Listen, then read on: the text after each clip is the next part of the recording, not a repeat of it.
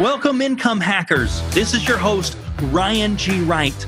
This podcast is for individuals and families who are interested in fast-tracking their financial success. You'll hear experts discussing topics like generating a residual cash flow, building wealth through real estate, financial literacy, creating a family legacy, and overcoming your fears. If you get value out of this podcast, please subscribe, rate, and review the podcast. It's a big help to me. I've always said land's a horrible investment because it costs you money because you got to pay the taxes. It doesn't produce any income. What do you have to say about that? Yeah, there's two types of land. There is land that you can buy and speculate with. A lot of people do that for development. So I'm going to buy some non-productive land outside of Phoenix because I think in 10 years the city may grow there. There is certainly a place for that. That is not what we do at AcreTrader. We are focused on farmland. So the land that does actually produce an income. And there's about $3 trillion of farmland in the United States. So we're not talking about a tiny asset class. It's very, very large. And in fact, there's a lot of institutional capital coming into it. I'm sure we'll get into that later. But yeah. But as a big picture, why farmland? It's because you do get paid rent. So the farmer on that land pays you an annual rent to basically use your dirt and use your water. Which as I'm sure you're aware, we have more mouths to feed every year. So there's growing demand for food all around the world. But in the U.S., for example, we're losing 3 acres a minute of farmland to development. So it's a very simple supply and demand picture where we have more need for food and less land to grow it on every day. And as a result, over a very long time period and most measurable time periods, farmland has created great and stable returns for its investors. Yeah. And that's the thing that really, when I met Carter, that's the thing that kind of clicked for me. I am not a speculative investor, and anyone listening to this podcast shouldn't be a speculative investor either. You just shouldn't, unless you've got, billions of dollars and you're a hedge fund, or you've got hundreds of millions and you want to take on that speculation. You really shouldn't. You can lose your shorts on speculation quite a bit. But this becomes taking land and making it an asset producing. So you're getting a check regularly every single month or every single year, annually, I think is how you guys do it, but you're getting a check for that. So you're getting paid along the way. But the other interesting thing I think about this whole strategy is the end game for this, Carter. What's the end game in these types of things? If I make that investment, I get paid because a farmer's paying me, which we want to talk about the logistics. Like, I'm not a farmer. How does all this work? But what's the end game with this? If I've got this land, it's been paying me along the way. What's the end game?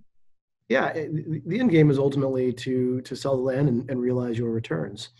So you make money two ways. You make money because the farmer pays you a rent check every year. Fascinatingly, that is usually one check, and quite often that's before they even plant. So This industry tends to have default rates near zero and vacancy rates near zero. So it's quite a stark contrast to commercial real estate or renting out duplexes to individuals. Plus, we're not changing. We're not fixing toilets or painting walls. It's a dead simple asset class. Mm-hmm. But one, you make money from renting the land to the farmer, and then two, you make money from any appreciation in the land. So the appreciation component alone historically has been 5 to 6% a year over many time periods. And so when you add the two, when you add the rent plus appreciation, for example, for the last 30 years almost, there's an index out there, NC REIF, that tracks farmland investment performance. For the last 30 years, farmland has returned to its investors an average of just under 12% a year. Importantly, that is without leverage. So that's not putting much of debt on the land. And so as a result of that, the volatility of the asset has been far, far lower than competitive asset classes. So we've got some information on this on AcreTrader. There are some great research papers out there from TIA and Nuveen about this, about high returning asset class plus low volatility. And that makes it stand out in a pretty unique way versus most other asset classes out there. Now, Carter, does that 12% factor in the resale of the property later? Or so that's fully loaded, that's everything? That's correct. That's your rent plus your appreciation in the property. Fantastic. So I'm not a farmer. I know nothing about farming. How do I know I'm not getting duped? How do I know it's not some, piece of crap dirt in the middle of nowhere that somebody unloaded on me, and now I've got a major problem. Now I got to pay the taxes because you could never grow you couldn't even grow dirt on this dirt. Like, how do I know? Yeah, so that's what we're here for, right? I think historically farmland has been very difficult to invest in. That's why most individual investors have no farmland exposure, despite research out there showing it's good for portfolio diversification. It's incredibly difficult to invest in directly.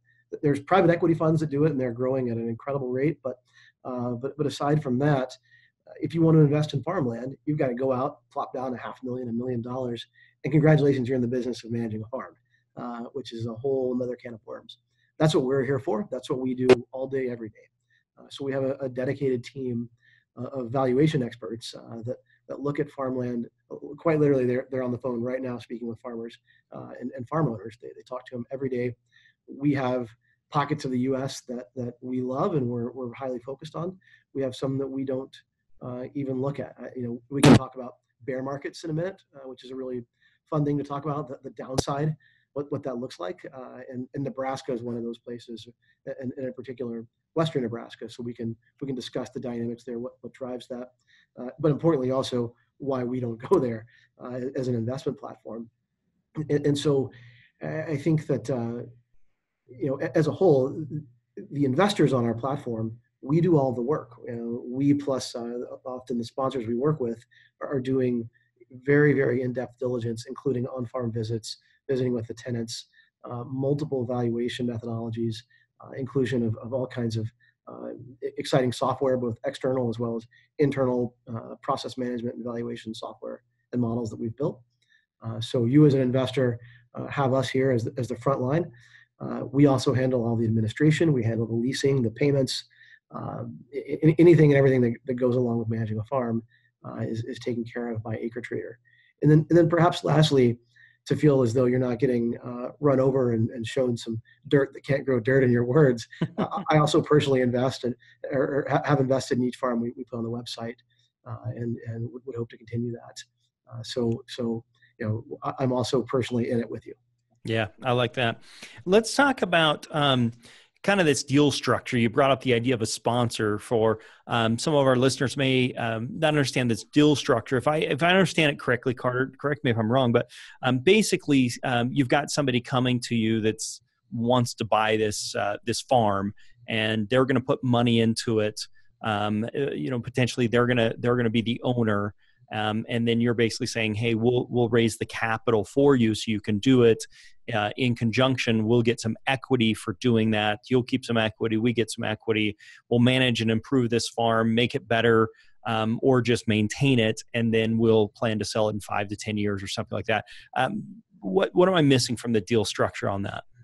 I think you got it. A sponsor is typically someone external that is a local expert. Right, so you mentioned almonds. We're working on an almond farm right now where there's a farmer in California, with incredible depth of experience, specifically with this one type of nut and this one type of farm. And so we will work with that external manager and operator and financial partner, and they get a little piece of the upside in the income and ultimately the return for the investor after a certain hurdle. The investor gets preferential distributions. So it's an alignment of having a local operating partner alongside the investors. So we do use sponsors, and then we also have farms that we directly place on the platform as well. Either way, what's important to understand is that it's actually very simple. The farm is owned by an LLC, by a unique and specific LLC. You as the investor own a portion of that LLC. If you got value out of our discussion today, please subscribe, rate, and review the podcast. It's a big help to me. Also, please share with a friend. Nothing is more valuable than creating financial friends who are like-minded. You can do that by inviting them to listen to the Income Hacker podcast. Bye for now, and make it a very profitable day.